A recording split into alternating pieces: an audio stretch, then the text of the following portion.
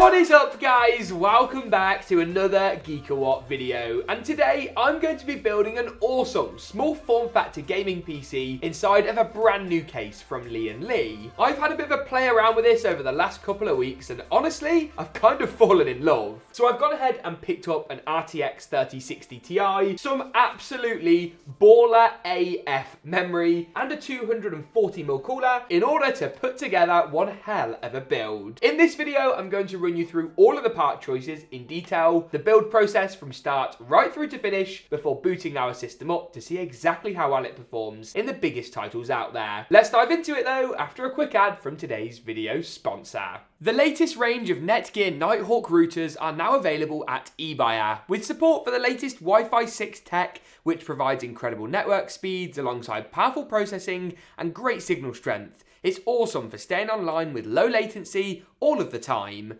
I've taken a look at the AX6, AX12 and XR1000 over on the Ebuyer YouTube channel and been super impressed. Strong signal strength and the legendary Duma OS on selected routers make them perfect for gamers out there. Learn more at the video in the card section now, and the links to Ebuyer at the top of the description below. We're going to kick things off as ever by installing the CPU, RAM and SSD into the motherboard. This is often referred to as building up your motherboard assembly. This essentially means doing as much as you can before you get the case involved, as this is a much easier way of doing things. For the motherboard, I've gone ahead and picked up MSI's MPG B550i Gaming Edge Wi-Fi. It's a little bit of a mouthful, but it has all the features we could want, including Wi-Fi, support for the latest Gen 4 NVMe SSD drives, and of course support for our Ryzen 5000 CPU. To give you an idea just how small this thing is, it's basically the size of my head, which compared to an ATX board is tiny. I'll be coupling this up with an AMD Ryzen 5 5600X. One of the greatest CPUs on the market right now for gamers out there. It's pretty great value, performs really well, and won't bottleneck even up to an RTX 3070. Locate the little golden triangle on the corner of your processor and line this up with the top left-hand corner of your CPU socket. All you then need to do is just pull up the arm on the processor socket, drop the CPU into place, no force or pressure is required, and pop the arm back down. We can then move on to the RAM or the memory, which for us today is G-Skill's Trident Z Royal Elite. Now this is absolutely overkill in terms of RAM for this system, and if you want to save a bit of cash, you could go for something cheaper, but I think it will look awesome in this Lian Li Q58 ITX chassis. And for a 16GB or 32GB kit, you're actually not going to pay all that much more, which is always nice to see. We used this in a recent kind of gold and silver build, which you can find on the channel, and it looked absolutely incredible, like out of this world. And with that in, we can move on to the last component of our motherboard assembly, which is of course the storage. Now this board does support super fast Gen 4 SSDs like Samsung's own 980 Pro, but this SSD 980 non-Pro is still a great option with some decent speeds, and it's a good piece cheaper. It installs underneath the heatsink on the motherboard, which also couples up as a little fan, little cooler to keep your drive nice and chilly. Go ahead and take this off, whack the drive into place and return it down. It literally is as simple as that. And once we've done that, we are ready for our case today. Now this was basically the impetus, the reasoning behind this whole build in the first place. It is Lian Li's brand new Q58. They very kindly sent me an email ages ago offering to send this out, and after a bit of toying about, I've been really impressed. It's got these cool glass and mesh panels on either side, support for super long GPUs, which we're going to push to the absolute limit with a Gaming X Trio card, and it has a really nice form factor. It is a little cutesy little thing. I mean, it's absolutely tiny, but also looks super sleek, and it's typical to Lian Li's design language. Now, I'm going to go ahead and just take off the top panels and both our side panels. The side panels are actually in two separate pieces. So you've got the glass portion at the top and then the mesh portion at the bottom, which provides the perfect balance between airflow, temperatures, and aesthetics. Once we've gone ahead and taken off the top and side panels, you'll be able to understand the layout of the case that little bit better. So give me 2 minutes and I'll be right back with you. We've got room over on the left-hand side for an SFX power supply. To the right of that is your mini ITX motherboard. You've then got room for a 240mm radiator at the top of the chassis, while spinning it round gives you a whole side for your massive GPUs. I'll pop exact specs as far as clearance go on your screen now, but one of the huge bonuses of this case is the fact it's triple slot. Now I know most GPUs nowadays only use 2 of the lanes, but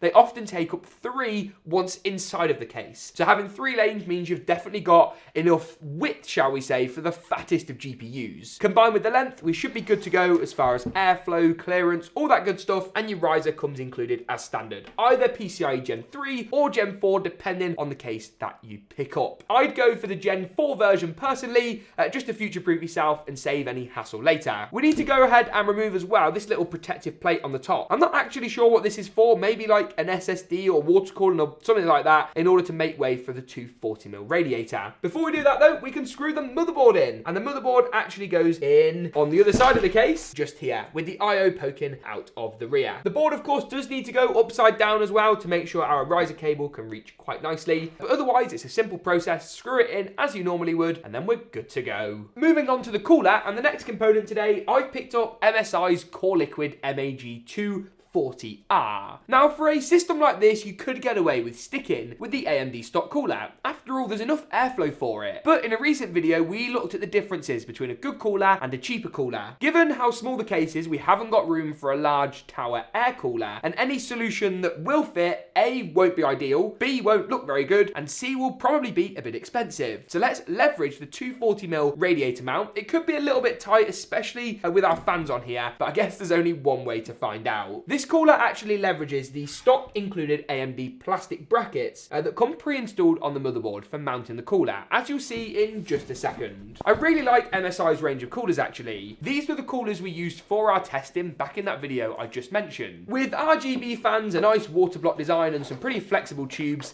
they work well. Plus the water block actually isn't too massive, which for us is important. You can see here, if you just look carefully at the water block, we've got these two D-shaped brackets. These are what we're going to pop over the plastic mounting hardware that comes pre-installed in the case. Once we've done this, it's a simple case of screwing the radiator in, popping those fans on, and then we're pretty much good to go as far as cooling is concerned for this build. The CPU cooler is often the most complicated part, so take it slow and don't be afraid to refer to the instruction manual if you get just a little bit confused. I appreciate that right now the build looks just a bit of a mess really, but that's often the case with an ITX system. It's a more complicated build process, and if you're a first-time builder or you want an easy experience, a small form factor case might not be the one for you. The next component we need to install though is the power supply. This right here is Cooler Master's V850. It's an SFX unit, meaning it's small form factor and will fit inside the case. This chassis does include a bracket for bigger power supply, but if you use that, you lose the 240mm radiator mount and have to drop down to 120, something I personally would not recommend you do. With that being said, I probably should have installed the power supply before putting the radiator in, so let's see if there's a way of taking out this power supply bracket to pop in the PSU out the case and then wire up some of our cables. In terms of the cables and wiring we need for this system, we've got a motherboard power connector and a CPU power cable. We'll deal with the GPU power side of things a little bit later. All in all though, this is a great power supply that ticks all the boxes for the build today. Oh my goodness, that was a bit of a squeeze, but it did fit in absolutely no problem, so props to Lian Li for that one, and making the case super modular and super kind of tool friendly. That moves us on to the last component today, the graphics card. Now, theoretically, you could actually, spinning the case around, fit a pretty large 3080, maybe even certain 3090s in here, especially a Founders Edition 3080 actually. I thought though we'd go a bit more modest today. This case comes in at a pretty friendly price point, and I thought actually, why not make a build people can actually afford, as opposed to something so ridiculous you'll never be able to buy it. The 3060 Ti though is an incredible GPU. It outpaces the 2070 and 2070 Super from last generation by a really big margin, and performs well at 1080 and 1440p, as you'll see from the benchmarks later. If you'd like a bit of a spoiler, on your screen in just a second will be a summary of all the numbers we were able to gather. As I say, hold tight for the dedicated benchmark section where we'll be looking at this in much more detail. I wanted to push this case though to its size limits with a Gaming X Trio card from MSI, which is technically a couple of meters over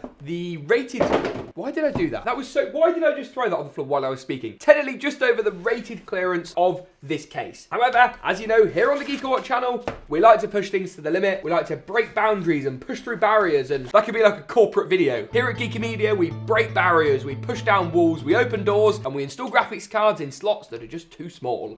You can see here that it should, in theory, just about fit. However, it's going to be incredibly tight. The only thing I'm slightly worried about is the slight overhang of the GPU here. The plastic shroud just kind of gets very slightly in the way, but a little birdie tells me that it might just fit with a bit of creativity. So let's go ahead and remove the rear two PCI panels, the ones on the left-hand side, then get that GPU, hopefully, just about into place. And here we go. So let's feed it through the rear PCIe lanes first of all. Oh my goodness, that is ridiculous. And it does just about fit. Of course, with the mesh side panel as well, it will just nicely hold the card into place, and we haven't got to worry about undue strain or anything like that. In fact, let's whack the side panels on this side before finishing up the wiring on the other side and seeing how well the system performs with, of course, detailed temperature metrics for this really unique cooling setup we've actually opted to go for. What a little pocket rocket. Let's go ahead and take a look at how good this system looks when it's all powered up, and then of course how well it performs in the biggest titles in the benchmark section in a moment. First though, roll that montage.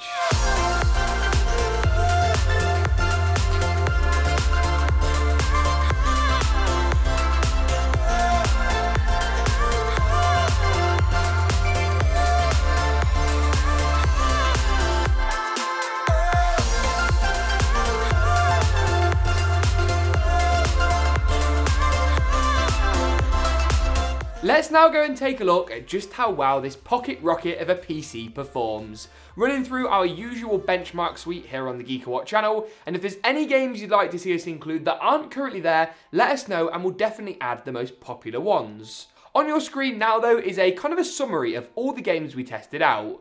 We'll be taking a closer look at most of these games in a moment, so don't go anywhere. But this should give you a nice kind of overall bird's eye view of the performance you're able to expect from this system at 1080 and 1440p. The first of our focus titles is GTA 5. Here at 1080p high settings, we managed to achieve 144 FPS on average. Our 1440p numbers were also good, around 12 FPS lower, but 1080p is where we're really aiming for with this system.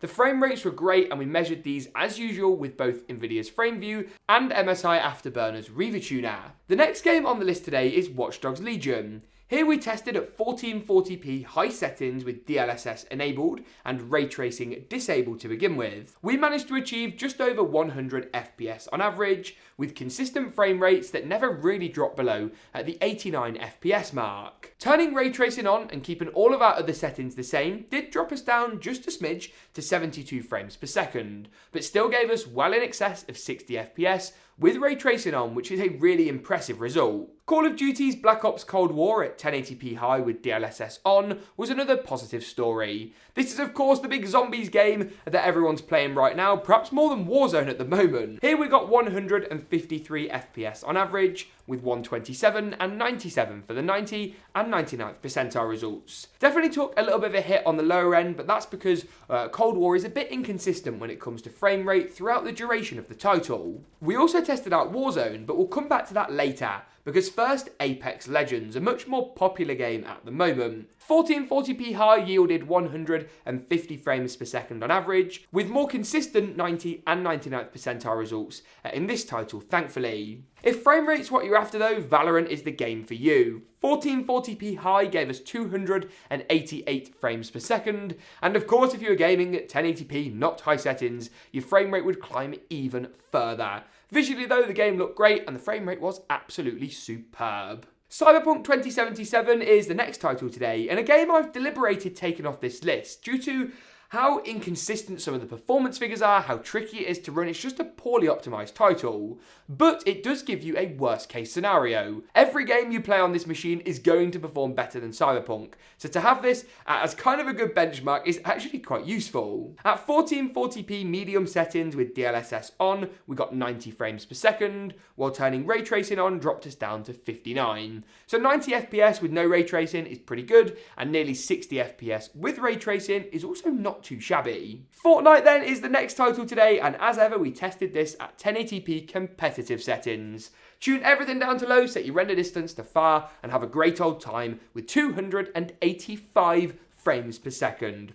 Wow. The game actually looks really impressive as well, I think, at 1080p competitive settings, despite tuning lots of the visual fidelity options down to low. Finally then, the last game today is a little bit of Call of Duty's Warzone. It's fallen out of favour just a bit recently, but it's still pretty popular, and at 1440p high with DLSS enabled, we got 119 FPS on average. So some really great results from this little build inside Lian Li's Q58. If you enjoyed today's video, give it a big old like rating, make sure to get subscribed so you never miss another GeekaWhat video in your entire life. And as always, thanks for tuning in, and we'll see you in the next one.